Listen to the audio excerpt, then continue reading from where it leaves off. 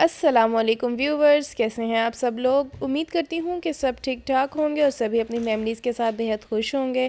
تو چلیے جی، آج ہی ہم لوگ ریسیپی سٹارٹ کرتے ہیں۔ بسم اللہ الرحمن الرحیم۔ آج ہم لوگ بنانے والے ہیں بہت ایزی اور بہت ڈیلیشیس سی چکن پلاؤ۔ تو چلیے جی سٹارٹ کرتے ہیں۔ جی ویورز، یہاں میں نے سب سے پہلے لے لیا ہے پین۔ اس میں نے شامل کیا ہے کوکنگ آئل۔ کوکنگ آئل کی جو میں نے کوانٹٹی رکھی ہے وہ ہے 2 اور آدھا پوا۔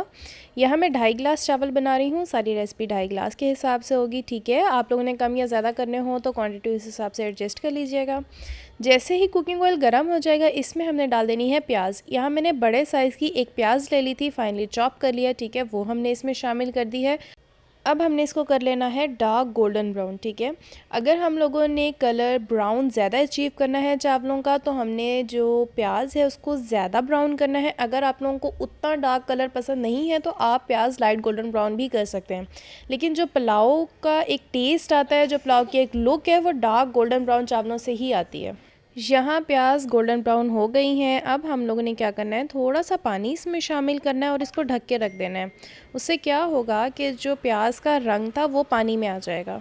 جی ویورز، یہاں 2 سے 3 منٹ ہو گئے ہیں، ٹھیک ہے؟ ڈھکن ہم لوگوں نے ہٹا لینا ہے۔ یہ دیکھیں پیازوں کا کلر مزید براؤن ہو گیا ہے، ٹھیک ہے؟ اس پوائنٹ پہ یہ پیازیں جلی نہیں ہیں۔ اگر میں 1 سے 2 منٹ اور رکھ دیتی تو یہ پیازیں ضرور جلتی ہیں، ٹھیک ہے؟ ہم نے صرف اس کو اس لیے براؤن کیا ہے تاکہ جو باقی چاول ہیں وہ ہم لوگوں کو ڈارک براؤن کلر میں مل جائیں۔ اب باری آتی ہے اس میں مسالے شامل کرنے کی۔ جو مسالے ہیں اس پلاؤ کے وہ سب سے مین انگریڈینٹ ہے، ٹھیک ہے؟ کتنا ڈالنا ہے، کیا ڈالنا ہے، وہ میں آپ کو بتاتی ہوں۔ سب سے پہلے جی ہم نے لے لیا 1 ٹیبل اسپون زیرہ۔ تھوڑی سی ہم نے 3 to 4 جو ہے وہ لونگ لے لی، 3 ہری الائچیاں لے لی، 3 بڑی الائچی لے لی، 1 سے 2 لے لیے کڑی پتے، چھوٹا سا ٹکڑا ہم نے لے لیا دار چینی کا، اور 7-8 ہم نے لے لی کالی مرچیں۔ 1 سے 2 منٹ کے لیے ہم نے اس کو میڈیم فلیم پہ جو ہے اچھے سے بھون لینا ہے۔ اب باری آتی ہے اس میں ٹماٹر شامل کرنے کی، ٹھیک ہے؟ میں نے یہاں ایک میڈیم سائز کا ٹماٹر لے لیا، وہ اس میں شامل کر دیا ہے۔ اس پوائنٹ پہ ہم نے 2 ٹیبل سپون نمک اور ساتھ میں 1.5 ٹیبل سپون جو ہے وہ لال مرچوں کا پاؤڈر بھی شامل کر دینا ہے۔ جی ویورز، یہاں پہ جو ٹماٹر وغیرہ ہیں وہ اچھے سے گل گئے ہیں، ایک بہترین سا مسالہ پریپیئر ہو چکا ہے۔ اب باری آتی ہے اس میں چکن شامل کرنے کی، ٹھیک ہے؟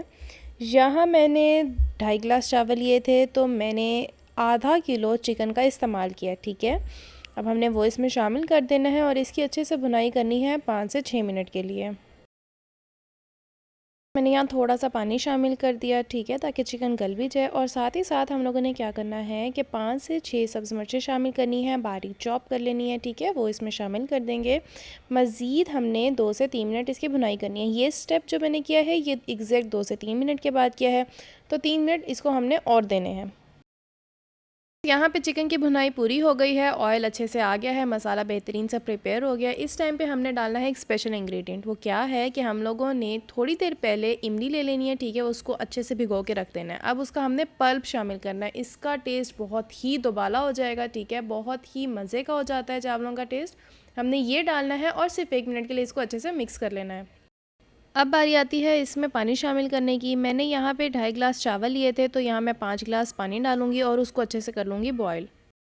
یہاں پانی اچھے سے بوائل ہو گیا ہے۔ اب ہم لوگوں نے اس سٹیپ پہ آ کے اس میں ڈال دینے ہیں سارے چاول، ٹھیک ہے؟ جن کو میں نے آلموسٹ 1.5 گھنٹے کے لیے بھگو لیا تھا۔ ہلکے ہاتھ سے ہم لوگوں نے یہاں چاول کو اچھے سے پھیلا لینا ہے، ٹھیک ہے؟ جیسے ہی چاول پانی سوک کر لے گا اور اوپر آ جائے گا اور تھوڑا سا پانی رہ جائے گا تو ہم نے اس کو دم لگا دینا ہے۔ یہاں ہم لوگوں نے آنچ ہلکی کر لینی ہے اور 20 سے 25 منٹ کا آرام سے ہم نے دم لگانا ہے نیچے توا رکھ کے۔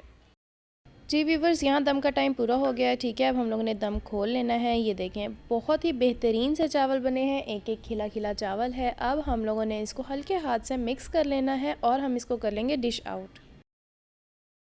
آپ لوگ بھی اس ریسیپی کو ضرور ٹرائی کیجئے گا، انشاءاللہ یو ول گوئنگ ٹو لو دس۔ بہت ایزی ہے، بہت سمپل ہے، ٹھیک ہے؟ ہر گھر میں چاول تو بنتا ہی ہے، تو آپ لوگ اس ریسیپی کو ضرور ٹرائی کیجئے گا۔ کچھ ڈیفرنٹ بنے گا، ٹھیک ہے؟ لیکن ٹیسٹ بہت اچھا آئے گا۔ ہم ملیں گے انشاءاللہ ایک نئی ویڈیو میں، ایک نئی ریسیپی کے ساتھ، ایک نئی اکنامیکل ریسیپی کے ساتھ۔ تب تک مجھے لائک، شیئر اور سبسکرائب کرنا مت بھولیے گا۔ مجھے اپنی دعاؤں میں یاد رکھیے گا۔ ٹل دین، اللہ حافظ۔